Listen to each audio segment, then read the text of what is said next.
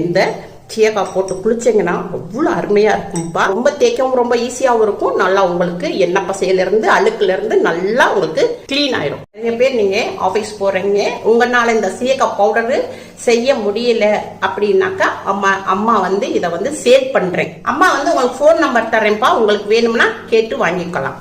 3 kilo சீயக்காவை வந்து இந்த பாத்திரத்தில் போட்டுக்குருவோம். இந்த ஆவாரம்பூ 100 கிராம் போட்டுக்குருவோம். செம்பருத்தி பூ ஒரு 100 கிராம் போட்டுக்குருவோம். ரோஸ் ஒரு 100 கிராம் போட்டுக்குருவோம். குந்தி கொட்டையுடைய கொட்டையை எடுத்துட்டு போடணும்.